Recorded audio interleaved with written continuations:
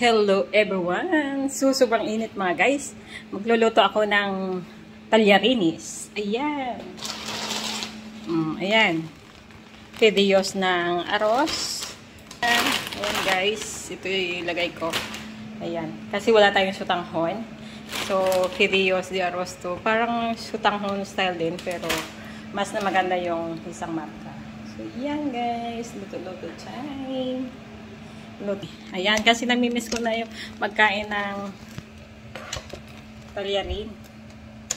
So, ayan, magluto ako.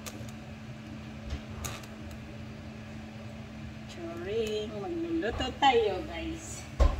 Luto natin na. Meron na tayong casserole. So, magay tayo ng mantika. Hola, Ria. Hola. Kita, listas. Pianito, suya, cocinaria. So, yan, mainit na yung ating kawala. Ilagay na natin yung Merolokey. Silvia. Merolokey na yung marinir. Ilagay na natin yung ahos. Hoy. Yan. Magdala kami. Hola. Magdabilo lang fish. Aha. Mira. Uy, uy, uy. Hi, Kate.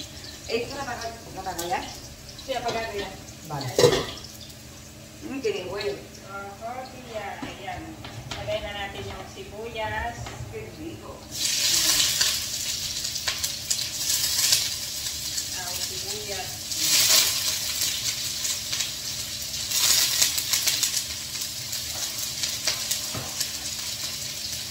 Nakakalis na rin yung pagkain natin. So yung alaga kung may ano siya, may therapy siya. So ayun ito sa kabila.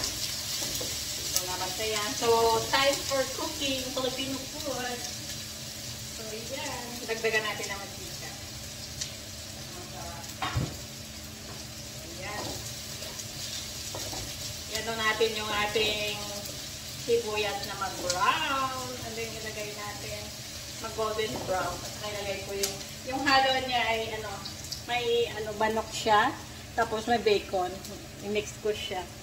So, para masarap. So, ayan na. Medyo golden brown na siya. So, unahin ko yung bacon. Kasi wala akong baboy. Masarap yung baboy, di ba? Pero, wala. So, bacon na lang.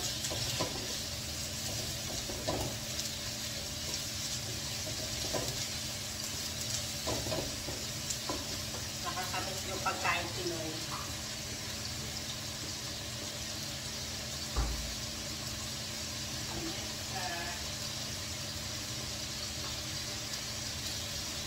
So, hindi natin makalimutan yung kikuman.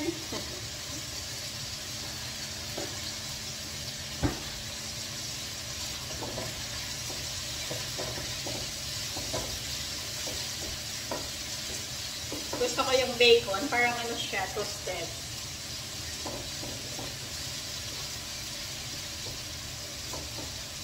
Actually, yung nagluluto talaga dito si Tita Nico.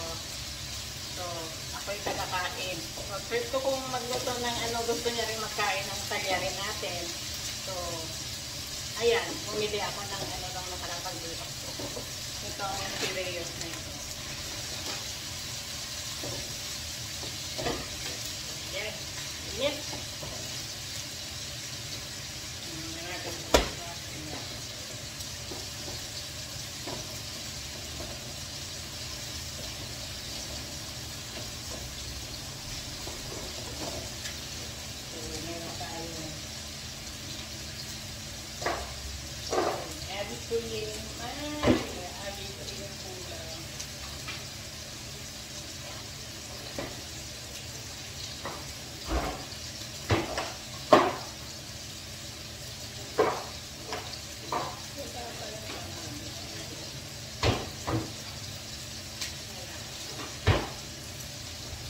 Pero siya, verdura. Siya polio. Sinabi na natin sa kanila. Para maglahat naman.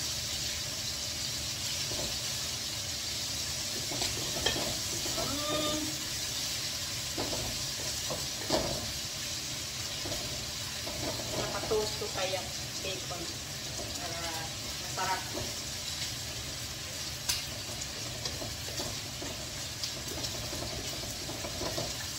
Ilagay na natin yung manok.